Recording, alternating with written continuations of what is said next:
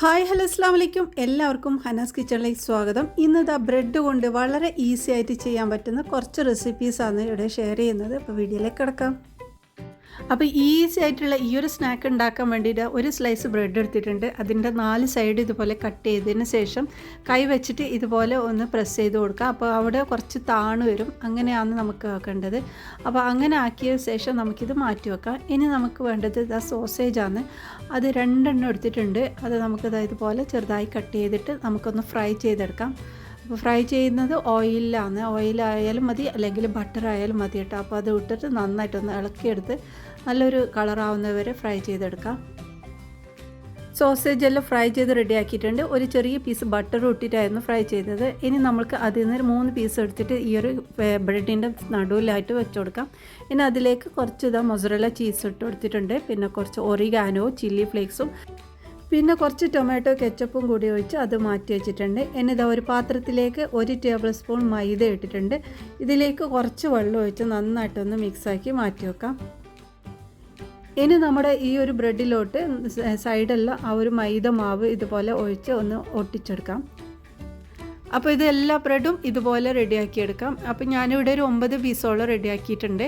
അപ്പോൾ നമുക്കിത് 2 സൈസായിട്ട് 2 രീതിയിൽ ഫ്രൈ ചെയ്തെടുക്കാം. ഓയിലിൽ ഫ്രൈ ചെയ്യാം, പിന്നെ എയർ ഫ്രൈയിലും ഫ്രൈ ചെയ്യാം. അപ്പോൾ രണ്ടിലും വ്യത്യാസമുണ്ട്.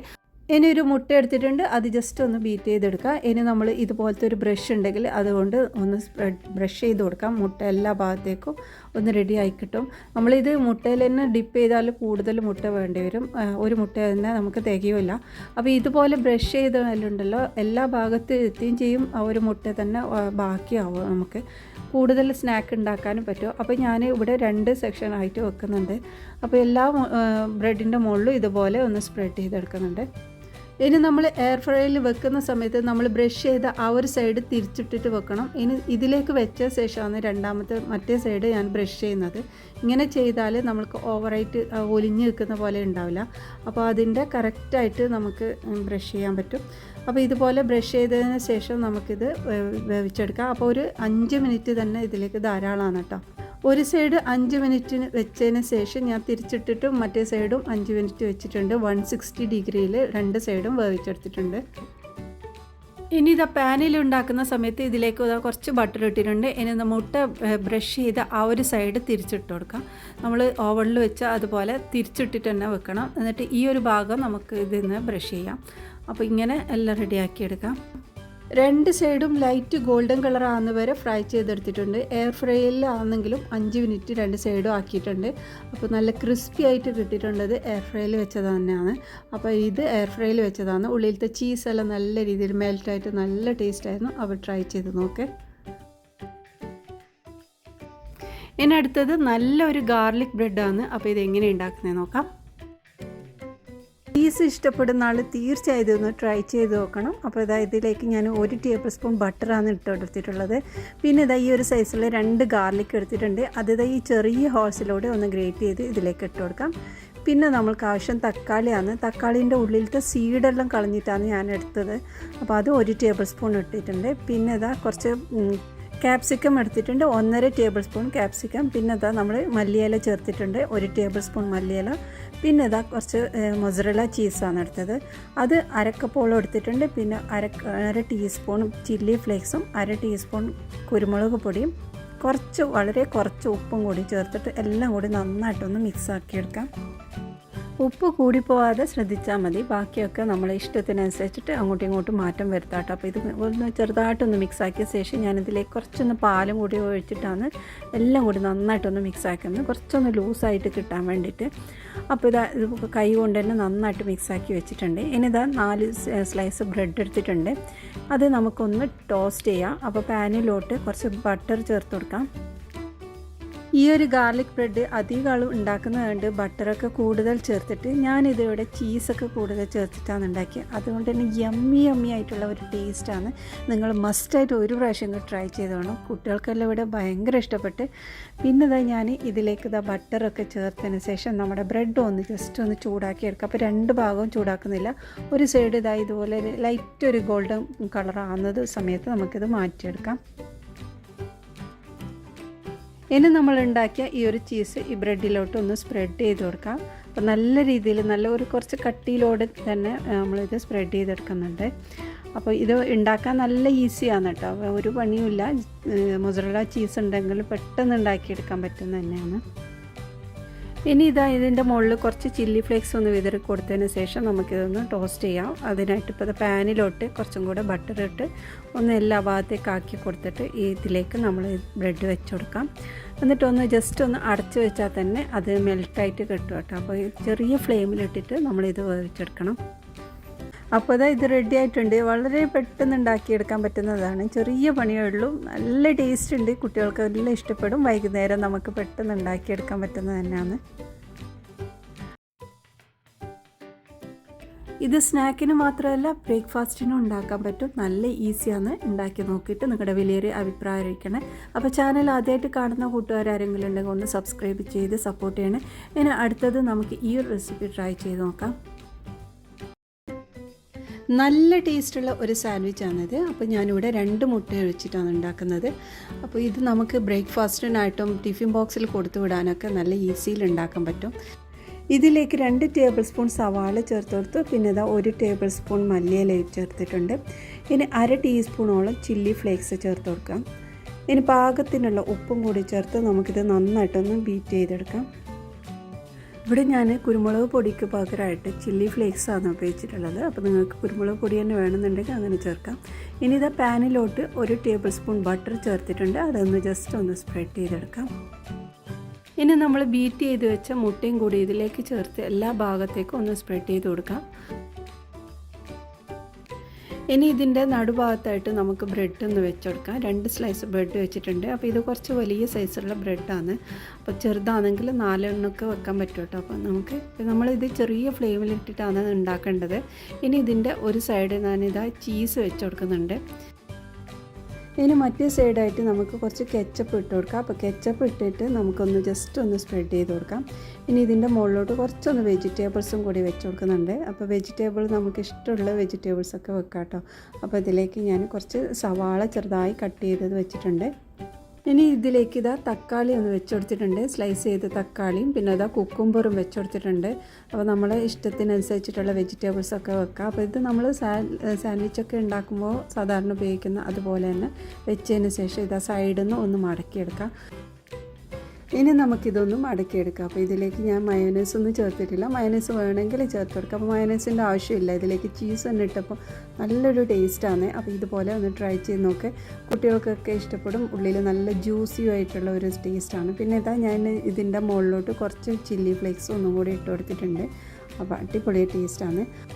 അപ്പോൾ രാവിലത്തെ ബ്രേക്ക്ഫാസ്റ്റ് ആയിട്ടും നമുക്ക് ടിഫിൻ ബോക്സിൽ കൊടുത്തു വിടാനൊക്കെ ഈസിയിൽ ഉണ്ടാക്കാൻ പറ്റുന്ന ഒരു റെസിപ്പിയാണ്. അപ്പോൾ ഈ ഒരു രീതിയിൽ ഉണ്ടാക്കി നോക്ക്. അപ്പോൾ അടുത്തതും ഒരു സാൻഡ്വിച്ചാണ്. ഇതൊരു സ്പെഷ്യൽ രീതിയിലുള്ള ഒരു സാൻഡ്വിച്ചാണ്. ഒരുപാട് ലെയറോട് കൂടിയിട്ടുള്ള ഒരു സാൻഡ്വിച്ച്. അപ്പോൾ നല്ല ടേസ്റ്റ് ഉണ്ട്. എങ്ങനെ ഉണ്ടാക്കുന്നത് നോക്കാം. അപ്പോൾ ഈ ഒരു സാൻഡ്വിച്ച് ഉണ്ടാക്കാൻ വേണ്ടിയിട്ട് 2 സ്ലൈസ് ബ്രെഡ് എടുത്തിട്ടുണ്ട്. ഇതിൻ്റെ സൈഡെല്ലാം കട്ട് ചെയ്ത് മാറ്റി വെക്കാം. ഇനി നമ്മൾ ഈ ഒരു ബ്രെഡ് നല്ല ചെറുതാക്കി കട്ട് ചെയ്യണം. എത്രമാത്രം ചെറുതാക്കാൻ പറ്റുന്നോ അത്രയും ചെറുതാക്കിയിട്ട് കട്ട് ചെയ്യണം. പൊടിച്ചെടുക്കാൻ പാടില്ല. നമ്മൾ ഇതുപോലെ കട്ട് ചെയ്തിട്ട് തന്നെ മാറ്റിയെടുക്കണം. അപ്പോൾ ഇതുപോലെ ചെറിയ പീസാക്കിയിട്ട് കട്ട് ചെയ്യുന്നുണ്ട്. അപ്പോൾ ബ്രെഡെല്ലാം ഇതുപോലെ കട്ട് ചെയ്ത ശേഷം ഒരു പാത്രത്തിലേക്ക് മാറ്റി കൊടുക്കാം.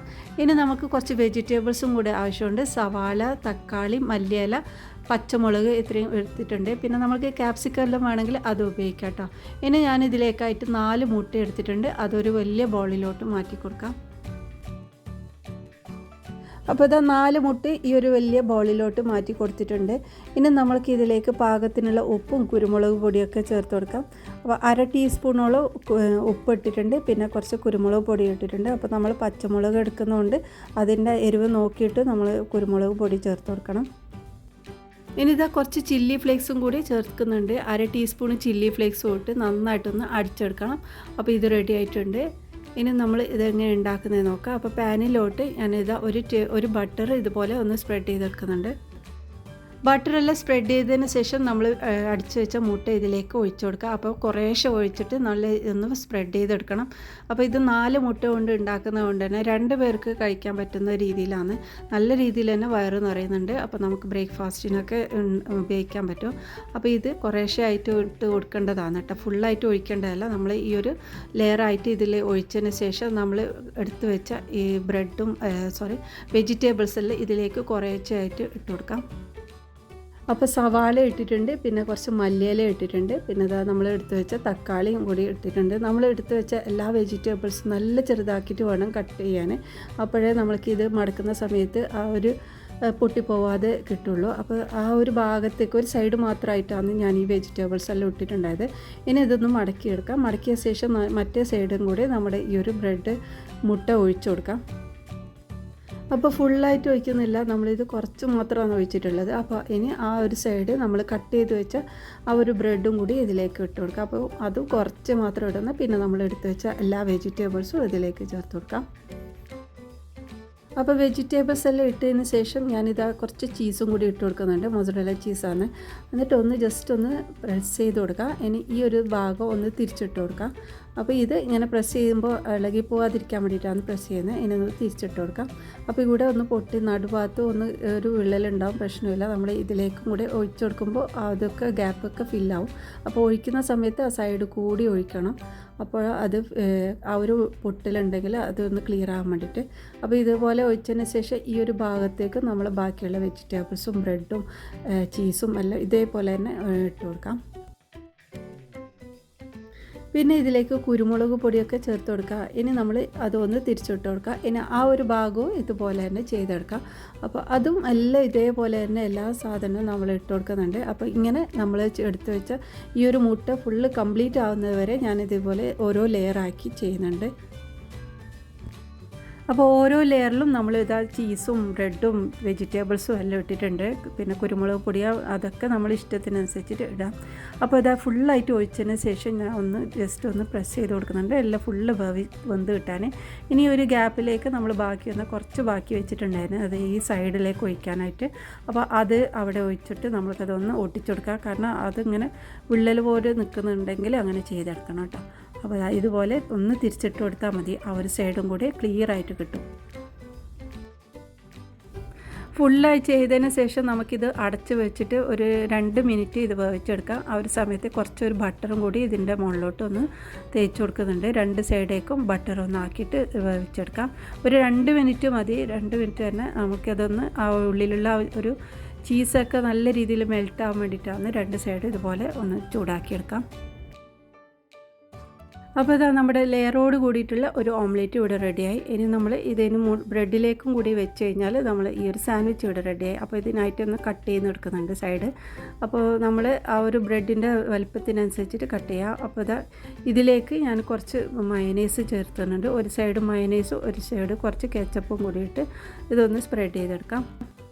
അപ്പോൾ ഇത് നല്ല ടേസ്റ്റി ആയിട്ടുള്ള ഒരു സാൻഡ്വിച്ച് ഇവിടെ റെഡിയായി. ഇതിന്ന് ഒരു പീസ് കഴിച്ചാൽ തന്നെ നമ്മുടെ വയറ് നിറയുന്നുണ്ട്. അപ്പോൾ ഇന്നത്തെ ഈ ഒരു റെസിപ്പി നിങ്ങൾക്ക് ഇഷ്ടമായിട്ടുണ്ടാകുമെന്ന് വിശ്വസിക്കുന്നു. ബ്രെഡും മുട്ടയും ഉണ്ടെങ്കിൽ സിമ്പിളായി ചെയ്യാൻ പറ്റുന്ന ഒരുപാട് റെസിപ്പീസാണ് ഇവിടെ ഷെയർ ചെയ്തത്. അപ്പോൾ നിങ്ങൾക്ക് ഇഷ്ടമായിട്ടുണ്ടെങ്കിൽ ഒന്ന് സപ്പോർട്ട് ചെയ്യണം. ഇനി അടുത്ത നല്ല റെസിപ്പിയുമായി വീണ്ടും വരാം. ബായ്.